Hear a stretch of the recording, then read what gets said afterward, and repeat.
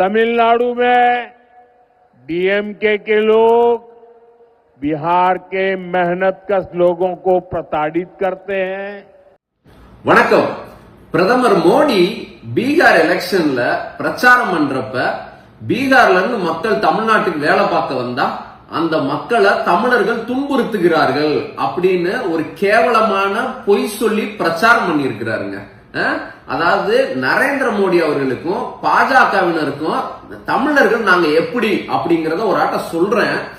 அதாவது ராம்நாத் கோயங்கா பீகார்ல தார்பங்கான்ற ஒரு ஊர்ல பிறந்து வேலை தேடி தமிழ்நாட்டுக்கு வந்தவர். சரிங்களா? இங்க வந்து சின்ன சின்ன வேலையா பார்த்து இங்க உழைச்சு அந்த சூழல் எப்படி இருந்துச்சுன்னு சொன்னா, இந்தியன் எக்ஸ்பிரஸ் தினமணின்னு ஒரு பெரிய பத்திரிகை குழுமத்தை தொடங்கக்கூடிய வகையில தமிழ்நாட்டுல அனைவருக்குமான ஒரு வாய்ப்பு எந்த அளவுக்கு பிரகாசமா இருந்திருக்குன்னு பாருங்க.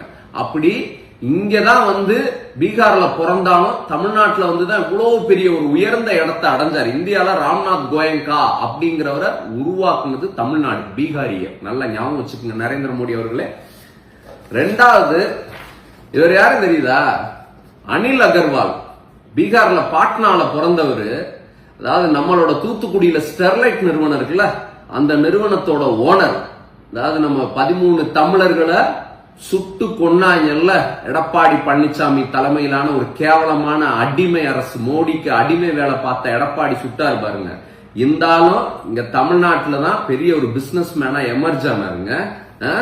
அதுக்கப்புறம் இன்னொன்னு வந்து இதுதான் விசேஷமானது என்னன்னா, பீகார்ல வைஷாலின்ற ஊர்ல இருந்து அங்க அன்ரிசர்வ் டிக்கெட் எடுத்து கிழிஞ்ச சட்டை, ஒரு அழுக்கு பையில கொஞ்சோன்னு பழைய துணிகள், பிஞ்சு போன செருப்பு போட்டு திருப்பூர்ல வேலைக்கு வந்த ஒரு பீகாரி.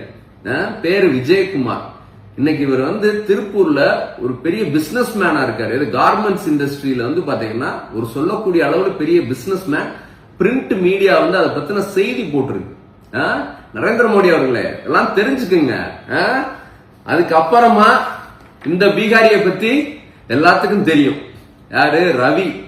இங்க வந்து தமிழ்நாட்டு மக்களின் வரிப்பணத்துல சம்பளம் வாங்கி இங்க இருக்கக்கூடிய சட்டமன்றத்துல மசோதா தாக்கல் செஞ்சு அனுப்புனா கையெழுத்து போடாம ஓபி அடிச்சுட்டு திருவள்ளுவருக்கு காவி சாயம் பூசுற கேவலமான வேலை, வள்ளலார சிறுமைப்படுத்துற வேலை அப்படின்னு ஒரு பிற்போக்கு மதவாத பீகாரி இங்க வந்துதான் தமிழ்நாட்டுல இந்த வேலை எல்லாம் பண்ணிட்டு இருக்கிற. அடுத்து நம்ம பாண்டே, ரங்கராஜ் பாண்டே. இவரும் அப்படிதான், சர்நேம் பாண்டே, பீகாரி, அந்த ஏரியா தான். இங்க வந்து பாத்தீங்கன்னா தமிழ்நாட்டு பத்திரிகை துறையில ஒரு குணசேகரன், கார்த்திகை செல்வன், கார்த்திகேயன் தமிழர்கள் இருக்கிற இடத்துல அதற்கு சமமா வந்து ஒரு பீகாரி ரங்கராஜ் பாண்டே வந்து இருக்கிறார்.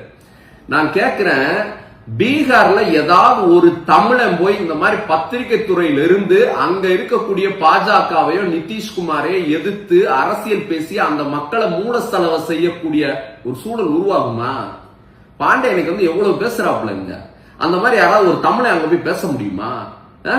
அப்படி பீகார்ல இருந்து சரி, இந்தியாவின் பிற பகுதியில் மகாராஷ்டிரா பூர்வீகமாக கொண்டவர் தான் நம்ம சூப்பர் ஸ்டார் ரஜினிகாந்த். அப்படி எந்த இடத்துல பிறந்தாலும் வந்தாரை வாழ வைக்கிற தமிழ்நாடு. ஆனா கேவல நரேந்திர மோடி தான் செஞ்ச சாதனையை சொல்றதுக்கு துப்பு இல்லாம ஒடிசாக்கு போனா பிரச்சாரத்துல என்ன சொல்றாரு? தமிழர்கள் பூரி ஜெகநாதர் கோயில் சாவிய திருடுனாங்க அப்படின்னு சொல்லி தமிழ்நாட்டுக்காரே கஞ்சி குடிப்பாங்கன்னு சொல்லி இலையில கஞ்சியை ஊத்தி கேவலப்படுத்தி ஒரு பிரச்சாரம் பண்ணாரு.